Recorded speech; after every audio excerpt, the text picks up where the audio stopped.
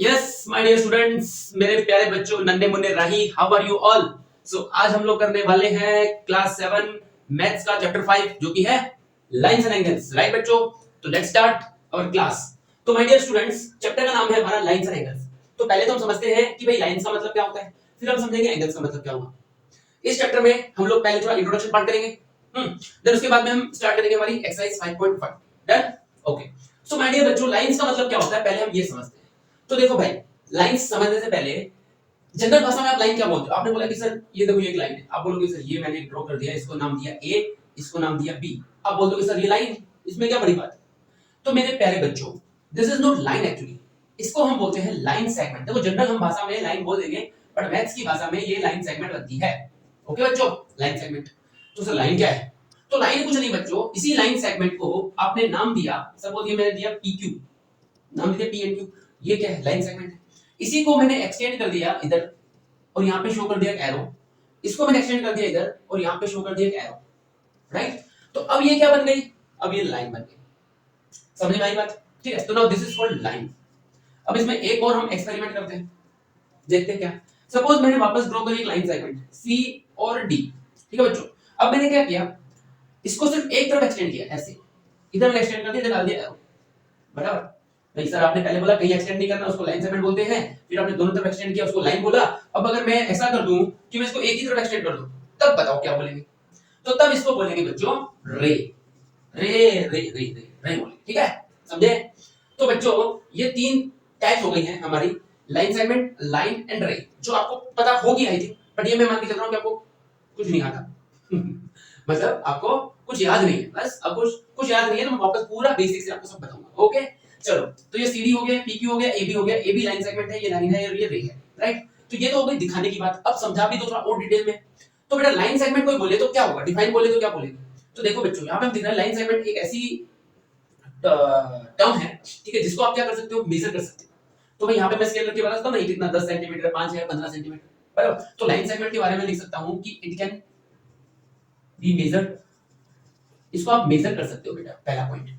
ठीक है, दूसरा क्या है, इसके ये और ये स्टार्टिंग पॉइंट एंड पॉइंट होता है, तभी तो मेजर कर पाओगे ना। भाई आपको पता है कि यहाँ से स्टार्ट यहाँ पे खत्म, तभी तो आप उसको मेजर कर पाओगे। पता ही नहीं तो मेजर क्या करोगे? समझे? तो इसको आप बोल सकते हो it has two end point, two end points. समझे बच्चों? समझ गए ना? तो ये हो गया माय डियर लाइन सेगमेंट का पार्ट। अब आता है लाइन में। तो लाइन में क्या है भाई, इसका उल्टा, it can not be measured, इसको आप मेजर नहीं कर सकते। समझे आप? अच्छा, दूसरा, इसके कोई एंड पॉइंट नहीं है। ठीक है, तीसरा हम ये बोल सकते हैं लाइन सेगमेंट के बारे में कि line segment is a part of line. देखो माय डियर, ये लाइन जा रही है, चल रही चल रही, मैंने क्या किया, यहां से यहां तक का पार्ट कट कर लिया, रख लिया अपने पास। तो ये पार्ट क्या है, it can be measure right, PQ, इसको मेजर कर सकते हो। तो ये हमारा लाइन सेगमेंट हो गया। तो हम ऐसा अगर बोले कि भाई लाइन सेगमेंट लाइन का पार्ट, सही होगा ना? बिल्कुल सही होगा। ठीक है बेटा। अच्छा, एक और चीज इसमें रह गई, लाइन सेगमेंट अगर है तो उसका रिप्रेजेंटेशन होता है बेटा। जैसे ये नाम है इसका ए बी ना, तो आप इसको रिप्रेजेंट करोगे ए बी और इसके ऊपर एक लाइन, मतलब ये लाइन सेगमेंट है पर जनरल लाइन बोलेंगे। ठीक है, तो ऐसा आप इसको रिप्रेजेंटेशन लाइन सेगमेंट का शो करोगे। ठीक है बेटा। अच्छा, अगर लाइन हुई तो जैसे पीक्यू है ना, तो पीक्यू एक लाइन है बेटा, तो आपने लिखा पीक्यू। अब इसके ऊपर आप इस तरह का एरो शो कर दोगे, ये इसका रिप्रेजेंटेशन बन गया लाइन का। ठीक है, अब आजा सिमिलरली रे पे आ जाते हैं बच्चों। अब रे देखो भाई, रे का ये पता है कि वो यहां से स्टार्ट हो रही है भाई, क्योंकि इसके पीछे कुछ है नहीं, तो this is starting point. But and कहां हो रही है हमको नहीं पता। समझे? तो हम बोल सकते हैं रे के लिए कि भाई इट हैज स्टार्टिंग पॉइंट, बराबर, but no end point, but no end point. समझे बच्चों? इसका कोई एंड पॉइंट नहीं होता भाई। समझ में आई बात? जैसे हम बोलते हैं सन रे, सूरज की किरणें, कभी देखा है सन लाइन सेगमेंट? सुना है क्या? नहीं सुना। तो रे ही क्यों बोला? क्योंकि हमको पता है कि जो सन की जो रेज हैं वो सन से ओरिजिनेट होकर आ रही है, तो हमको पता है कि वो कहां से आ रही है, उसका स्टार्टिंग पॉइंट पता है, but end point we don't, कहां तक जा रही है वी कैन मेजर, हम उसको मेजर भी नहीं कर सकते। तो आई थिंक ये तीनों पार्ट आपको क्लियर हो गया, बराबर। अच्छा, एक ही चीज तो बची, इसकी बची बेटा, सीडी है। तो सीडी एक रे है, तो कैसे शो करोगे? सीडी के ऊपर ऐसा है, ठीक है, सीडी है ना, सीडी और मैंने शो कर दिया, मतलब मैं किसकी बात कर रहा हूं? मैं रे की बात कर रहा हूं। पीक्यू और दोनों तरफ एरो शो किया, तो मैं किसकी बात कर रहा हूं? लाइन की बात कर रहा हूं। एबी और मैंने सिर्फ एक लाइन, वापस लाइन ही बोलना पड़ेगा, ठीक है, ऐसे शो करना तो क्या बोलूंगा मैं, किसकी बात कर रहा हूं? लाइन सेगमेंट की बात कर रहा हूं। बोलो बच्चों, इतना क्लियर हो आपको? ठीक है ना? चलो ओके। अब लाइन को इन जनरल भाषा में ये बोल सकते हैं कि लाइन जो है बेटा कैसे बन रही होगी। देखो यहाँ पे मैंने एक पॉइंट लगाया, फिर एक पॉइंट, फिर एक पॉइंट, ऐसे point point dot dot point करते मैंने देखूंगा तो मेरे को लाइन मिलेगी। तो मैं लाइन को ऐसे बोल सकता हूं, जनरली लाइन को हम ये भी बोल सकते हैं, it's a collection of n number of point. ठीक है। तो लाइन भी हम ये बोल सकते हैं it's a collection of n number of points या फिर infinite number of point, infinite number of point. समझे बच्चों? ठीक है बेटा। देखो भाई ये पॉइंट, इसके बाजू में एक और पॉइंट, इसके बाद एक और पॉइंट, ऐसे करते मैं चलूंगा तो पूरी लाइन मिलेगी। समझ रहे हो कि नहीं? बराबर बेटा। ठीक है, हो गया लाइन, लाइन सेगमेंट के बारे में।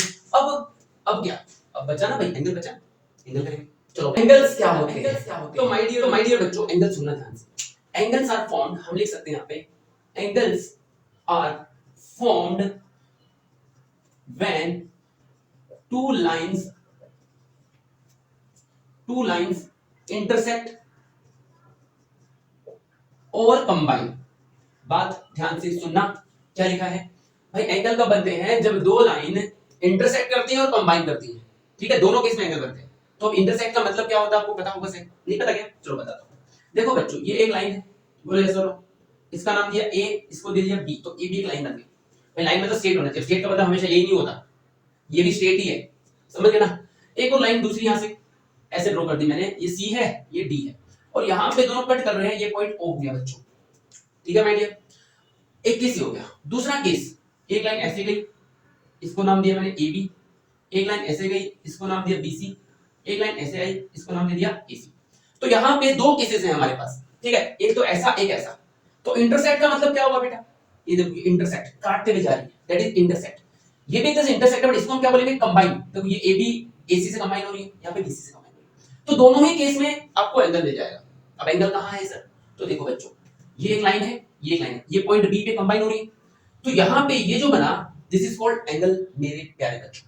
सिमिलरली ये बीसी है, ये एसी है, ये दोनों यहाँ पे कंबाइन हो रही है, ये जो पार्ट है this is called angle, right?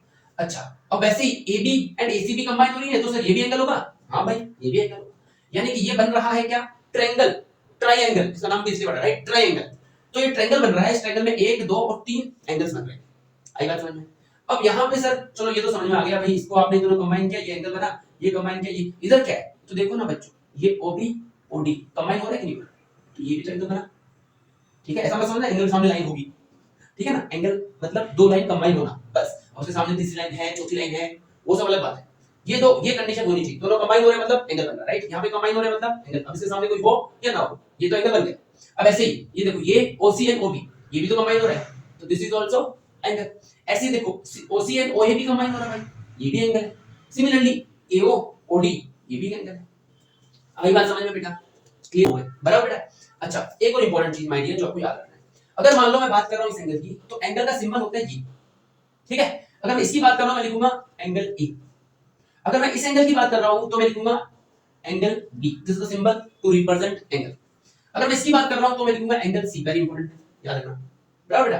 अच्छा, अब एक और बात सुनो माय डियर बच्चों, अगर मैं इसकी जगह एंगल ए को कोई ऐसा लिखे कि BAC, ऐसा लिखे कोई एंगल BAC, तो मैं किसकी बात कर रहा हूं? तो मैं कौन से एंगल की बात कर रहा हूं? Angle BAC। तो बच्चों एंगल BAC अगर मैं लिखता हूं ना BAC, तो भी मैं एंगल ए की बात कर रहा हूं, राइट? तो मतलब एंगल को आप दो तरह से रिप्रेजेंट कर सकते हो, एक तो ऐसा, एक ऐसा। अगर ऐसा रिप्रेजेंटेशन है तो आपको दिखना है जो वेरिएबल सेंटर में है, राइट? उस एंगल की बात कर रहे हो। सेंटर में ए है ना, B और C बाजू में, बीच में ए, तो मैं ए की बात कर रहा हूं।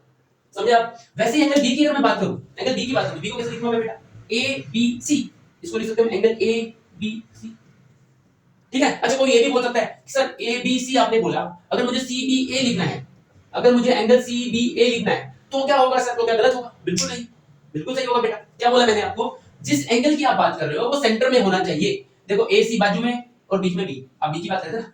सिमिलरली यहाँ पे देखो बेटा, C और A इधर आ गया, बीच में तो B है ना, A और C को आप आगे पीछे कर सकते हो, जो बीच में है वो आप हटा नहीं सकते। ठीक है बेटा, क्योंकि आप उसी की बात कर रहे हो भाई, B की बात कर रहे हो तो इसकी बात कर रहे हो, बीच में आना चाहिए, या तो ऐसे या तो ऐसे या तो ऐसे, तीनों का मतलब एक ही हो। ठीक है। अच्छा, अब आता है एंगल सी। तो एंगल सी को कैसे करोगे भाई? BCA, आप लिख सकते हो एंगल BCA, या फिर आप लिख सकते हो एंगल ACB, सबका मतलब एक। बोलो भाई, क्लियर है? अब ऐसे इधर आ जाओ बेटा, यहां पे इस एंगल की बात कर रहे हो आप, तो लिखोगे BOD, एंगल BOD, इसकी बात कर रहे हो, इसकी डबल क्रॉस की, तो ये होगा डबल क्रॉस। ठीक है, DOA या फिर AOD, एंगल AOD। बराबर बच्चों। अब आ जाओ यहां पे, राइट रॉन्ग, राइट रॉन्ग। ठीक है, तो ये हो जाएगा बेटा AOC, आप इसकी बात कर रहे हो ना, तो जिसकी बात करो पार्ट बीच में आना चाहिए, एंगल AOC। आई बात समझ बेटा? ऐसे ही आप यहाँ पे इसकी बात करो तो खाली जगह COB या फिर एंगल BOC। बोलो भाई, क्लियर है? एक बात सुनो, अगर मैं इसकी बात कर रहा हूँ, राइट, क्या मैं इसको एंगल ओ लिख सकता हूं क्या? तो जवाब आएगा नो, जवाब आएगा नो। ठीक है, यहाँ पे ओ एक कॉमन पॉइंट है बच्चों, यहाँ पे हम बी लिख सकते थे क्योंकि बी से सिर्फ दो ही आर्म निकल रही है। अगर बी से तीसरी आर्म निकल गई तो आप बी नहीं लिख पाओगे, तो आपको ऐसे ही लिखना पड़ेगा। समझे आप? अगर मैं ऐसा बना दूं, फॉर एग्जांपल ऐसा फिगर होता, सुन लो ध्यान से, ए बी सी ये भी डी आ गया। अब ऐसा है, मैं बोलूं एंगल बी, तो कोई क्या समझेगा? कोई समझेगा ये पूरा एंगल बी की बात कर रहे हैं। आ रही बात समझ? तो आपको मेंशन करना पड़ेगा भाई एंगल बी नहीं, आपको मेंशन करना पड़ेगा कि ए बी सी इसकी मैं बात कर रहा हूं या फिर सी बी की बात कर रहा हूं। अगर आप पूरे की बात कर रहे हो तो आप लिखोगे डी बी सी, या फिर बाय डिफॉल्ट बी लिखोगे तो मैं डी बी सी समझूंगा। ठीक है ना? तो उसमें भी बी लिख नहीं सकते, मैं समझूंगा, बट आपको लिखना है इस ऐसे केसेस में पूरा एंगल ही लिखना है, मतलब इसी फॉर्मेट में आपको लिखना है। क्लियर हुआ बेटा? ठीक है ना? Okay, simple. चलो अब हम करते हैं इसके रिलेटेड एंगल्स, इसके टाइप्स। तो बच्चों ये हमारे हैं रिलेटेड कुछ एंगल्स जिनके बारे में हमको पढ़ना है, एंड ये एंगल आपको ध्यान से सुनना है, ध्यान से समझना है, क्योंकि इन्हीं के ऊपर हमारी 5.1 बेस्ड है। ये प्रॉपर्टी आपको समझ में आ गई, मतलब 5.1 आपकी हो गई समझ लो। ठीक है, चलो बेटा स्टार्ट करते हैं। नंबर 1 आपका जो है that is what? Complementary angle. अब बेटा कॉम्प्लीमेंट्री एंगल क्या होता है? तो देखो मेरे प्यारे बच्चों, डेफिनेशन बोल दो पहले, मतलब किन्हीं दो एंगल का सम अगर 180 है, सॉरी 90 है, ठीक है, किसी दो एंगल का सम अगर 90 है तो वो क्या होंगे? कॉम्प्लीमेंट्री एंगल होंगे। एग्जांपल देखो बेटा, मान लो हमारे पास एक एंगल है ये रहा, ए ओ बी। ठीक है, एक एंगल हमारे पास है ये रहा, ए ओ सी। अब ये है मान लो 50 डिग्री और ये है मान लो 40 डिग्री। ठीक है बेटा, दो एंगल है, एक 50 एक 40, इनको कंबाइन करोगे ना तो क्या लिखोगे आप यहाँ पे? Angle A O B plus angle का सिंबल तो पता ही आपको, ए ओ सी। इन दोनों का सम कितना होगा बच्चों? तो ए ओ बी हमारा है 50 प्लस ए ओ सी है 40, 50 प्लस 40 हो गया 90 डिग्री, बराबर। तो अगर ऐसा है कि किन्हीं दो एंगल का सम अगर 90 है तो वो दोनों एंगल बन जाएंगे कॉम्प्लीमेंट्री एंगल्स। ठीक है बेटा, जैसे कि मान लो मैं बोलूं ये अगर 60 है और ये 30 है, तो 60 डिग्री प्लस 30 डिग्री कितना बनेगा रे? 90 बनेगा यार, बनेगा 90। तो क्या हुआ ये?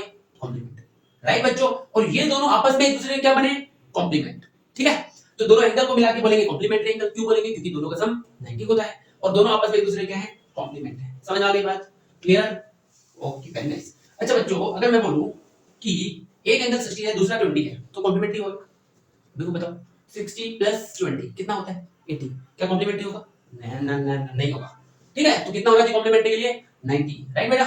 चलो सेकंड पार्ट आ जाओगी। सेकंड पार्ट में बोला है बच्चों सप्लीमेंट्री एंगल।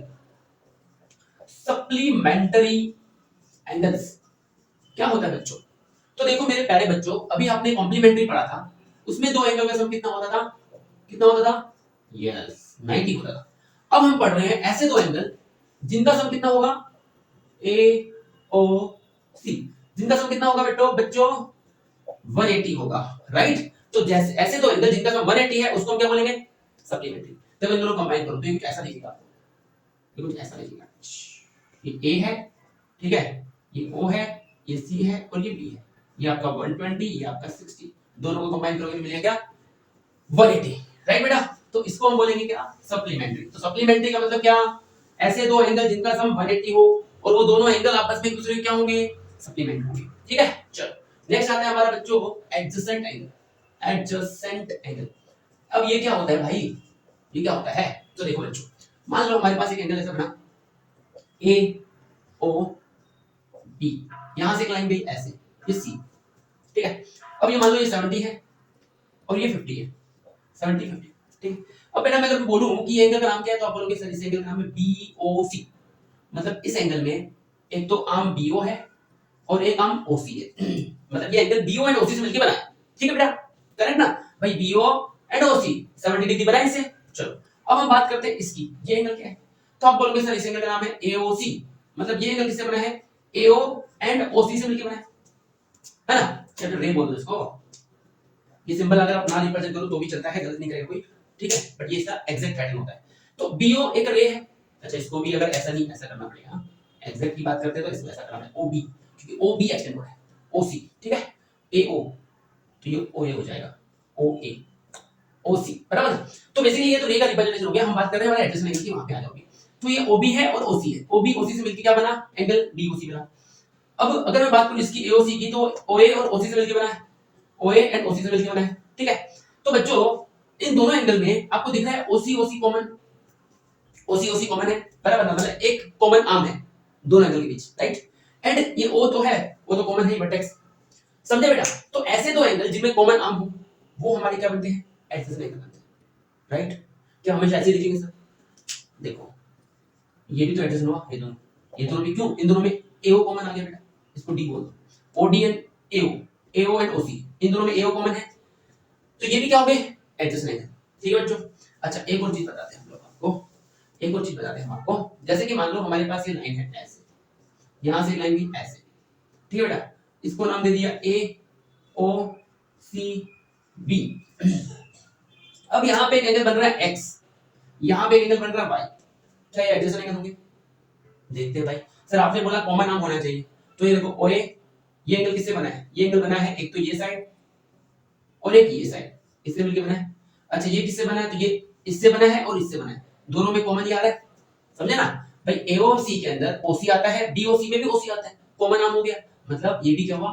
एडजस्ट हो गया, समझे क्या? Very nice. अब हम पढ़ते हैं नंबर 4 हमारा लीनियर पेयर। तो लीनियर पेयर क्या है बेटा? तो ये प्रॉपर्टी ऐसा बोलती है, नंबर 4 लीनियर पेयर जो प्रॉपर्टी है वो ये बोलती है बच्चों, क्या बोलती है? ये बोलती है कि मैं बहुत आसान हूं, ठीक है, बहुत आसान हूं, ऐसा बोलती है। चलो ऐसा नहीं बोलती, क्या बोलती है? ऐसा बोलती है बच्चों कि मान लो ये पॉइंट ए है, ये पॉइंट ओ है और ये पॉइंट बी है और ये पॉइंट सी है, ठीक है बच्चों? तो यहाँ पे according to the linear pair property ये बोलता है कि भाई ये एंगल अगर x है और ये एंगल अगर y है, तो हम लिखेंगे angle AOB plus angle BOC is equal to 180 degree. इस प्रॉपर्टी को बोलते हैं हम लीनियर पेयर। अच्छा अब सुनो ध्यान से, क्या मतलब है इसका? इसका मतलब ये हुआ बेटा कि कोई भी एक स्ट्रेट लाइन है, सुनना मेरी बात, स्ट्रेट लाइन है तो उन पे दो एंगल जो बन रहे हैं उनका सम क्या होगा? हमेशा 180। ये प्रॉपर्टी को बोलते हैं लीनियर पेयर। उल्टा मैं बोलूं, अगर मैं बोलूं कि इन दोनों का सम 180 है तो ये बाय डिफॉल्ट क्या बन जाएगी? स्ट्रेट लाइन बन जाएगी, लीनियर पेयर, बराबर? मतलब अगर ये लाइन स्ट्रेट होगी तो ही इनका सम 180 होगा, नहीं तो नहीं होगा। अगर इनका सम 180 है तो ये लाइन स्ट्रेट ही होगी, उसके अलावा कुछ नहीं होगी, समझे आप? समझ गए ना? तो इस प्रॉपर्टी को लीनियर पेयर बोलते हैं बेटा कि इन्हीं जो एडजेसेंट एंगल, एक्चुअली एडजेसेंट ही तो है, देखो वो भी अभी प्रॉब्लम में, वो भी इसमें भी आता है इसमें भी आता है, तो किन्हीं जो एडजेसेंट एंगल का सम अगर 180 है तो उस प्रॉपर्टी को बोलेंगे लीनियर पेयर, ठीक है? Very nice. अब आता है बच्चों नंबर 5 जो कि है हमारा vertically opposite angle. Vertically opposite angles क्या होते हैं बेटा?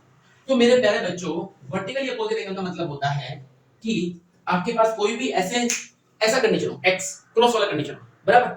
ऐसा कंडीशन जब भी आपके साथ होता है तो आपका क्या बन रहा है? चार एंगल बन रहे हैं, एक एंगल ये रहा, एक एंगल ये रहा, क्रॉस बन रहा है आपका। जब भी आपका क्रॉस बन रहा हो तो मतलब ऊपर दो एंगल, आजू बाजू दो एंगल, टोटल चार एंगल बन रहे हैं। तो जो वर्टिकली अपोजिट एंगल प्रॉपर्टी है बेटा वो क्या बोलती है? वो क्या बोलती है? बोलती है मैं बहुत आसान हूं, ठीक है, मैं बहुत इंपॉर्टेंट भी हूं, ऐसा बोलती है। तो ये बोलता है बेटा कि अगर फॉर एग्जांपल इसको आपने x मान लिया, इसको आपने y मान लिया, तो इस कंडीशन में x जो है वो y के इक्वल होगा, बराबर? इस प्रॉपर्टी का नाम पड़ गया वर्टिकली अपोजिट एंगल, दोनों आपस में एक दूसरे के आमने सामने है, बराबर? तो ये दोनों इक्वल होंगे। तो सर यहां पे भी तो ऐसा ही कुछ हो रहा है, ये देखो ये भी तो ऐसा ही कुछ हो रहा है, तो क्या ये भी इक्वल होगा? बिल्कुल, इसको बोल दो a, इसको बोल दो b, तो a बराबर b होगा। ये प्रॉपर्टी का नाम क्या है? Vertically opposite angles. अगली बात समझ में क्लियर है? चलो next lecture start, till that goodbye, take care, see you.